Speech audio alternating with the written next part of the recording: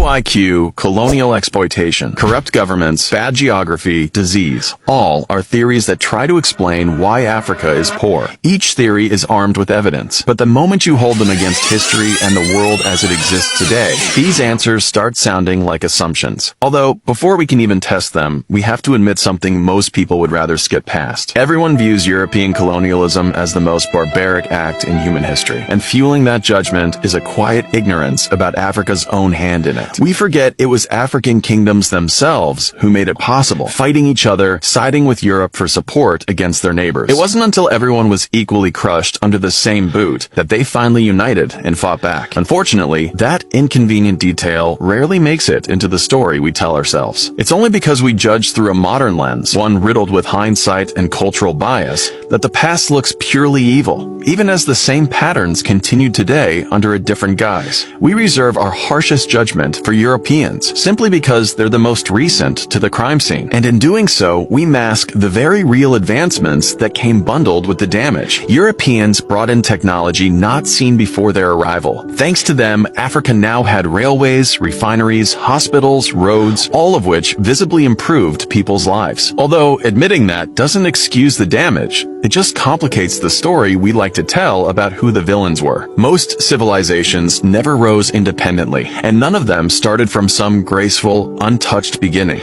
No matter how polished the legend sounds, without invasion, without subjugation and oppression, humanity likely wouldn't be where it is now. Across nearly every part of the world, invaders passed on knowledge to the people they conquered, even while working them for it. Just look at how skilled the Indians became after building railways for Europeans for decades. And that knowledge often became the very tool of their eventual freedom, sometimes even their eventual surpassing of their conquerors. Although that pattern doesn't make the exchange fair, it just makes it familiar. European conquest followed the same script. They brought technology and infrastructure in exchange for subjugation and ownership of nearly everything. And it wasn't a one-way transaction. They picked up plenty in return, including, history records, basic hygiene practices learned from West Africans, using oils to make soap, further invalidating their supremacy belief. There's no shame in admitting they arrived more technologically advanced than much of the world at that moment, a title that's slowly slipping away from their grasp as we speak. Although advanced is not the same as superior, and that distinction is exactly where the IQ argument tries to sneak in. The average IQ measured across Africa is lower than that of the world's wealthiest nations. And since the world's superpowers scored nearly double in some estimates, it's tempting to conclude that intelligence is what built their economies to such heights. Fortunately, that conclusion collapses the second you stop asking why a place is poor today and start asking whether it was always this way, or even looking at its trajectory. Take Ethiopia, home to some of the most striking people on the continent, yet ranked among the bottom 15 countries in the world by Human Development Index. The country also happens to have a 70-point IQ score, lower than chimps by some estimates, and is plagued by constant conflict and civil wars that scare foreign investments and discourage any business establishment over security concerns. In simple terms, the citizens are working against themselves. So I guess you could say the citizens just chimp out. On the surface, the correlation between IQ and progress looks airtight. But, contrary to common beliefs, Ethiopia hasn't always been like this, and its history puts a hole in the argument. History looks nothing like its present. Centuries ago, it stood above much of the Western world, raising monuments that rivaled Rome, running economies that put most of Europe to shame, and counting itself among the 3 largest economies on the planet. Ethiopia held wealth for a far longer stretch of its history than it has held poverty, a track record most European nations could only dream of. Not far from it, in what's now called the Ku Belt, a region that struggles to keep a government standing for even a year, sits the ruins of an empire that produced the richest man to ever live. Their knowledge matched their wealth, too. The Mali Empire wasn't only known for its massive gold reserves. Its biggest boast was the University of Timbuktu, the Harvard of its era, deep in mathematics, astronomy, and medicine. Disease research that remains urgently unfinished on the continent to this day. Unfortunately, that unfinished work is often mistaken for a lack of capability, rather than a lack of resources. And even at their lowest point, these countries are still outpacing much of the first world. Ethiopia has clocked some of the fastest economic growth on Earth, averaging around 8%, faster than most so-called first world countries were growing at the same stage of development.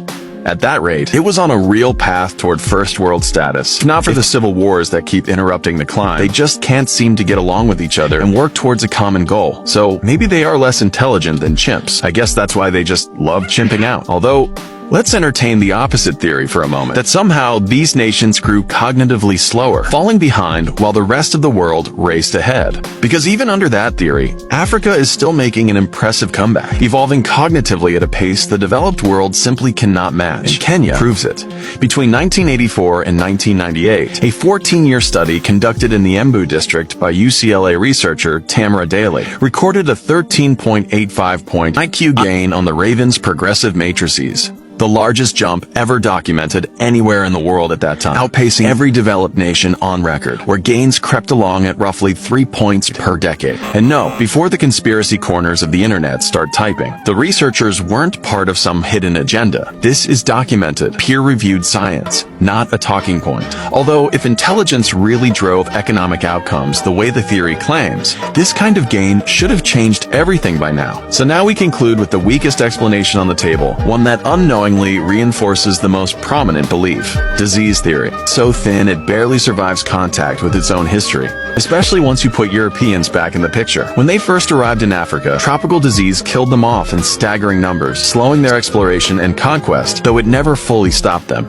They kept pushing, and centuries later, they found their answer when penicillin was discovered and turned against diseases like malaria. So to argue that disease alone disabled Africa's progress fails to explain why it took the rest of the world just as long to find a cure. If anything, it reinforces the same lazy conclusion people keep circling back to, that it must simply come down to intelligence, and that's exactly the assumption this entire video has been dismantling piece by piece. So look at what's actually left standing. Not colonialism alone, because Africans were architects of that system long before they became its victims. Not disease, because it stalled everyone who ever set foot on the continent, including the people who eventually beat it. And not intelligence, because the data doesn't just fail to support that theory, it actively humiliates it.